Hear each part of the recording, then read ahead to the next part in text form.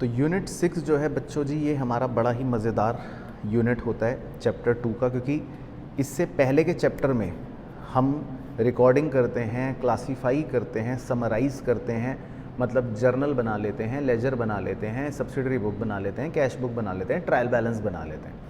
लेकिन जब हम ये कर रहे होते हैं प्रक्रिया, तो हो सकता है हम कुछ गलतियाँ करें। तो इस चैप्टर का मूल उद्देश्य है गलतियाँ पहचानना और फिर उन्हें ठीक करना, रेक्टिफाई करना। तो गलतियाँ जो हैं वो 4 तरह की होती हैं। एक होता है एरर ऑफ प्रिंसिपल, एक होता है एरर ऑफ ओमिशन, एक होता है एरर ऑफ कमीशन, एक होते हैं कॉम्पनसेटिंग एरर, मोटे मोटे, ठीक है जी। अब एरर ऑफ प्रिंसिपल किसे कहते हैं? एरर ऑफ प्रिंसिपल का मतलब होता है जब हम किसी अकाउंटिंग प्रिंसिपल का वॉयलेशन कर रहे हैं। जो हमारी स्टडी में सिर्फ 2 ही एग्जाम्पल्स हैं, तो बड़ा आसान है आपके लिए लर्न करना। पहला ये कि आप किसी रेवेन्यू एक्सपेंडिचर को कैपिटल एक्सपेंडिचर समझ लेते हो, या दूसरा ये कि आप किसी कैपिटल एक्सपेंडिचर को रेवेन्यू एक्सपेंडिचर समझ लेते हो। तो दोनों के एग्जाम्पल एक बार यहाँ पे दिखा देता हूँ आपको। अब मान लो हमने सैलरी पे करी। अब बच्चा बच्चा गली मोहल्ले का जानता है कि सैलरी पे करना क्या है, एक रेवेन्यू एक्सपेंडिचर है जिसको P&L अकाउंट में लिखना चाहिए, है ना। लेकिन अब हमने क्या गलती कर दी, हमने उसको रेवेन्यू एक्सपेंडिचर समझने की बजाय कैपिटल एक्सपेंडिचर समझ लिया और उसको बैलेंस शीट में एसेट साइड पर शो कर दिया। तो देखो, है ना हम मूर्ख। तो ये प्रिंसिपल एरर हो गया। इसी तरह उल्टा भी हो सकता है। अब उस तरफ देखो, हमने वेजेस पे करी 2000 रुपये मशीन के इंस्टॉलेशन के लिए। अब आपको तो पता ही है, जब हम मशीन खरीदते हैं और मशीन खरीदने के लिए वेजेस पे करते हैं, तो वो भी मशीन की ही कॉस्ट में जुड़ना चाहिए। तो ये भी एक तरह से मशीन का ही पार्ट होना चाहिए।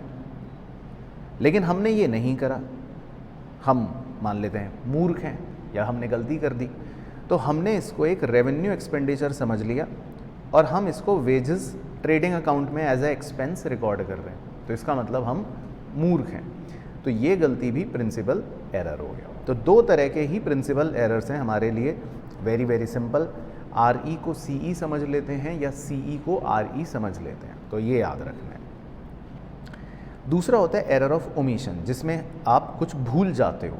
अब या तो होता है कंप्लीट ओमिशन या होता है पार्शियल ओमिशन। कंप्लीट ओमिशन का मतलब है कि भैया रिकॉर्डिंग भी नहीं करी और लेजर में पोस्टिंग भी नहीं करी, तो ये तो हो गया कंप्लीट ओमिशन। लेकिन पार्शियल ओमिशन का मतलब होता है कि आपने रिकॉर्डिंग कर ली है लेकिन पोस्टिंग नहीं करी। अब जैसे फॉर एग्जांपल, यहाँ पर एक परचेज का ट्रांजैक्शन दे रखा है, परचेज गुड्स 5000 फ्रॉम जॉन सीना। तो उसकी रिकॉर्डिंग हम कहाँ करेंगे? परचेज बुक में, है ना, जॉन सीना 5000। उसकी पोस्टिंग हम कहाँ करेंगे?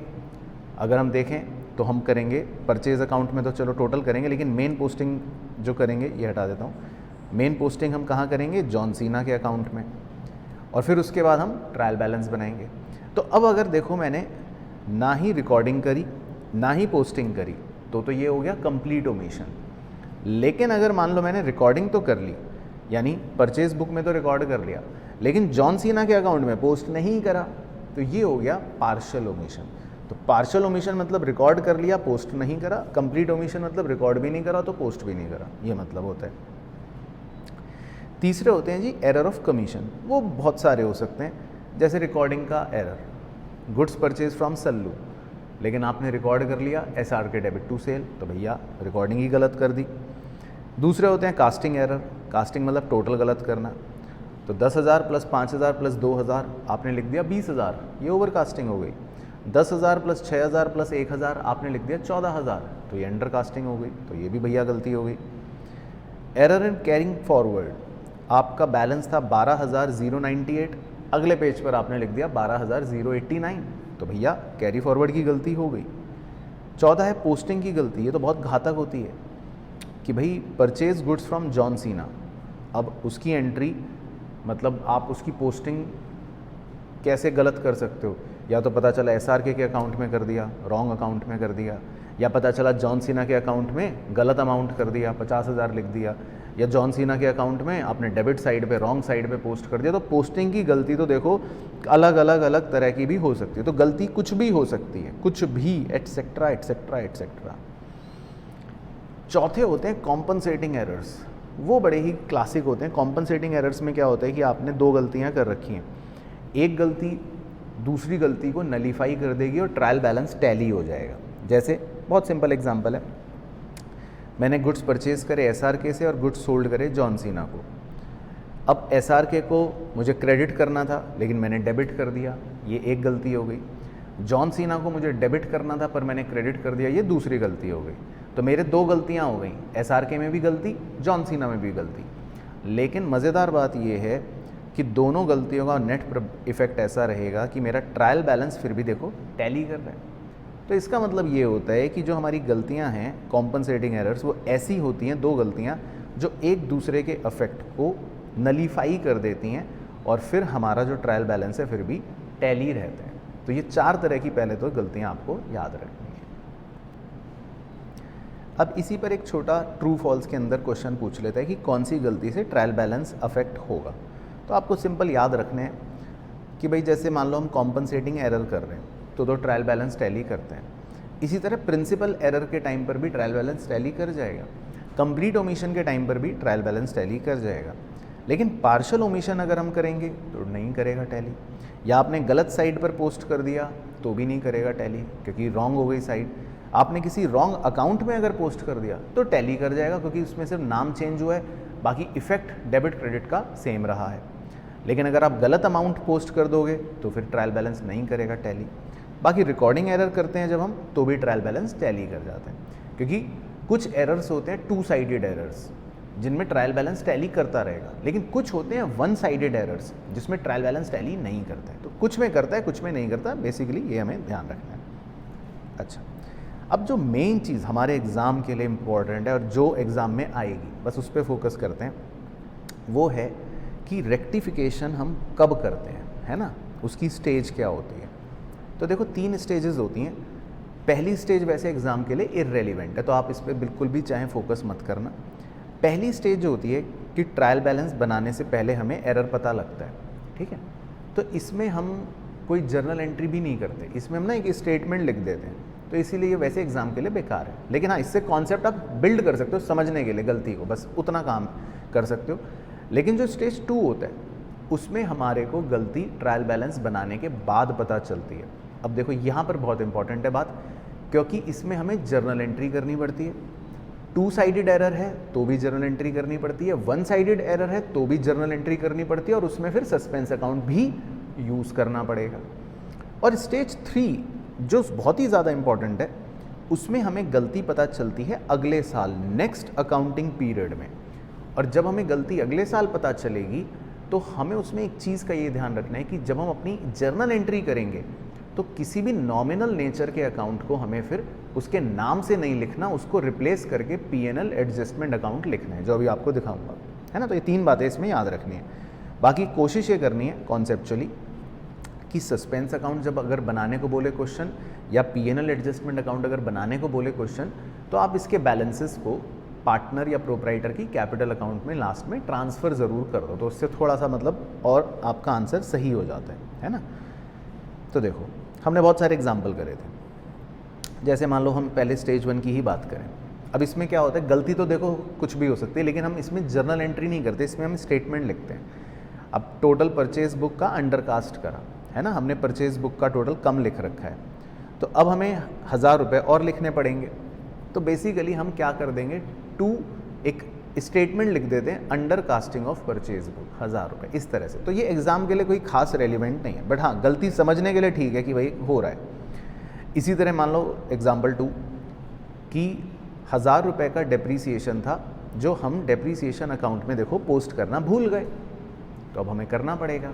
तो हम एक स्टेटमेंट लिख देंगे टू ओमिशन ऑफ डेप्रीसिएशन 1000 रुपये, ये हो गया आंसर। इसी तरह मान लो हमने example 3 payment of 1200 salary to employ has been posted twice in salary account. अब हमने सैलरी पे करके उसको 2 बार पोस्ट कर दिया सैलरी के अकाउंट में, तो अब हमें उसको एक इफेक्ट नलीफाई करने के लिए क्रेडिट करना पड़ेगा। तो हम आंसर लिख देंगे स्टेटमेंट में बाय डबल पोस्टिंग, ऐसा हो जाएगा। तो इसमें आंसर जो है वो एक स्टेटमेंट होता है जो आपके लिए थोड़ा कम रेलिवेंट है। लेकिन हाँ देखो, अब अगर यही गलतियाँ स्टेज 2 में होती सेम गलतियाँ अगर स्टेज 2 में होती तो मुझे जर्नल एंट्री करनी पड़ती, है ना। देखो सेम गलतियाँ स्टेज 2 में होती तो मुझे जर्नल एंट्री करनी पड़ती, तो मैं स्टेटमेंट ना लिखता। मेरा पहले का आंसर होता purchase account debit to suspense account, दूसरे का आंसर होता depreciation account debit to suspense account, तीसरे का आंसर होता suspense account debit to salary account. तो फिर हमें जर्नल एंट्री करनी पड़ती, जो एग्ज़ाम के लिए थोड़ा ज़्यादा इम्पॉर्टेंट होती है। बाकी कुछ स्टेप्स मैं बता देता हूँ जो इम्पॉर्टेंट है। जैसे आप सबसे ज़्यादा ज़रूरी स्टेप याद रखना रिकॉर्डिंग और प्रिंसिपल एरर्स के अंदर। कोई भी रिकॉर्डिंग एरर हो या कोई भी प्रिंसिपल एरर हो तो इसमें ये स्टेप्स आप लगा सकते हो, ऑप्शनल है, ऐसा नहीं कि इसी से ही करना है, आप सोच भी सकते हो तब भी आंसर सही आता है। लेकिन जनरली जो स्टेप्स होते हैं वो ये होते हैं कि पहले हमने कोई भी अगर रॉन्ग एंट्री करी है वो लिखो। स्टेप 2 में हम उस रॉन्ग एंट्री का उल्टा करते हैं, रिवर्स करते हैं। स्टेप 3 में हम लिखते हैं जो करेक्ट एंट्री होनी चाहिए, और स्टेप 4 में हम स्टेप 2 और स्टेप 3 को मर्ज कर लेते हैं। तो मतलब इसका लॉजिक ये है कि देखो अगर मैंने कुछ गलत करा तो गलत को उल्टा कर दो ताकि वो नलीफाई हो जाए, और जो ठीक होना चाहिए था उसे तो करना पड़ेगा। तो यहाँ पर दो चीज़ें मर्ज हो जाती हैं कि जो गलत हुआ उसका उल्टा कर दो नलीफाई करने के लिए, और जो ठीक होना चाहिए था वो तो करना ही है हमको। तो दो बातें मिल गई। तो जैसे बहुत सारे एग्जांपल्स थे कि भाई जैसे हमने क्रेडिट सेल करी 1800 की SRK को, लेकिन उसको हमने रिकॉर्ड कर लिया as credit purchase from John Cena, है ना। तो हमने सेल करी SRK को लेकिन रिकॉर्ड कर लिया परचेज ऑफ 1200 फ्रॉम जॉन सीना, तो रॉन्ग एंट्री बन गई परचेज टू जॉन सीना। फिर उसको रिवर्स कर दिया जॉन सीना टू परचेज, और सही एंट्री जो होनी चाहिए थी वो थी SRK डेबिट टू सेल। अब हम स्टेप 2 और स्टेप 3 दोनों को मर्ज करके अपना फाइनल रेक्टिफाइंग आंसर बना लेंगे। तो ये रिकॉर्डिंग एरर के स्टेप्स आपको याद रखने हैं, है ना। तो ऐसी एक और एग्जांपल करा था, उसमें भी सेम चीज़, रॉन्ग एंट्री उसका रिवर्स, करेक्ट एंट्री, और दोनों को मर्ज करके सही आ गया। तो ये चाहे प्रिंसिपल एरर हो उसमें भी चल जाता है स्टेप, या रिकॉर्डिंग एरर हो उसमें भी चल जाता है। तो ये ध्यान रखना, ये स्टेप्स रिकॉर्डिंग और प्रिंसिपल एरर्स में ही चल जाते हैं। बाकी कंप्लीट ओमिशन अगर है तो आप मान लो कुछ भी नहीं है, वो तो वेरी सिंपल। कंप्लीट ओमिशन में तो आपको सिंपल एक नॉर्मल जर्नल एंट्री रिकॉर्ड करनी है, वो तो आप कर ही लोगे, नो टेंशन। बाकी पार्शियल ओमिशन जब होता है ऑब्वियसली तो आप रिकॉर्ड कर चुके हो लेकिन पोस्टिंग नहीं करी, तो ये वन साइडेड एरर हो गया। तो इसमें आपको सस्पेंस अकाउंट के थ्रू करना पड़ता है। जैसे हमने बैड डेट अकाउंट को पोस्ट नहीं करा तो एंट्री हो गई bad debt account debit to suspense account. बाकी एरर ऑफ कमीशन होते हैं, अलग अलग तरह की गलतियाँ होती हैं, तो इसमें कोई रूल नहीं है, इसका कोई मतलब ऐसा कॉन्सेप्ट नहीं है, इसमें आपको सोचना पड़ेगा, मतलब क्योंकि हर गलती इसमें अलग होती है। जैसे इसमें क्या गलती हुई कि आपने 1800 की जगह मीना को जो सेल करी थी उसकी जगह आपने गोपाल के अकाउंट में 180 डेबिट कर दिया। तो मतलब इसमें देखो दो गलतियाँ हो गई कि मीना के अकाउंट में डेबिट करना भूल गए और गोपाल के अकाउंट में आपने 180 फालतू में डेबिट कर दिया।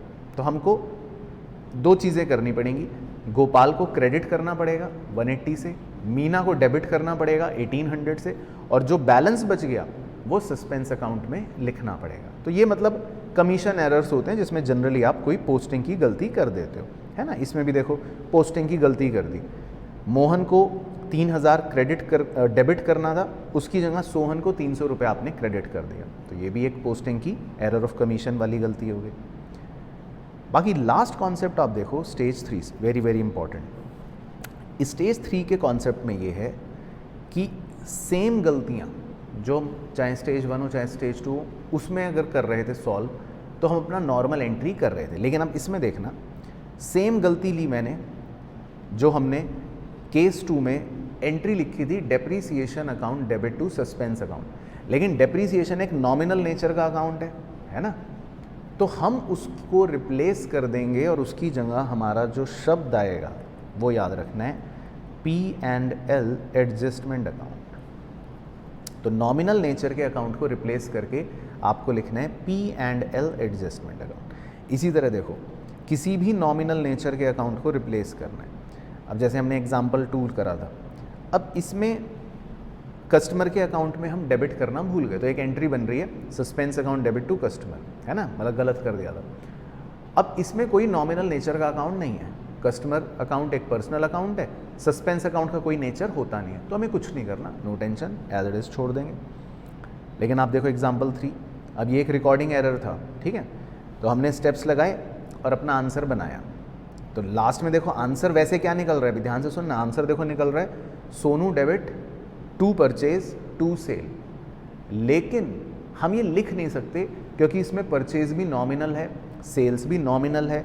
तो हम अपने सेल और परचेज को नॉमिनल को हटाकर उसकी जगह लिख देंगे P&L एडजस्टमेंट अकाउंट। तो फाइनल आंसर ये लिखना पड़ेगा सोनू debit to P&L adjustment account. तो जब भी केस थर्ड चलता है तो आप ये ध्यान रखना कि उसमें आपको नॉमिनल नेचर के अकाउंट को रिप्लेस करके लिखना है P&L एडजस्टमेंट अकाउंट। बाकी सस्पेंस अकाउंट अगर कभी भी बनाना हो, P&L एडजस्टमेंट कभी भी बनाना हो, तो आप उसके बैलेंस को ज़रूर कैपिटल अकाउंट में ट्रांसफ़र करना है, इस बात का भी ध्यान रखना है। तो ये इसका केस 3 का कॉन्सेप्ट होता है। बाकी तो देखो क्वेश्चंस की प्रैक्टिस है, उसमें वो कोई भी गलती देगा, आपको गलती को रेक्टिफाई करना है।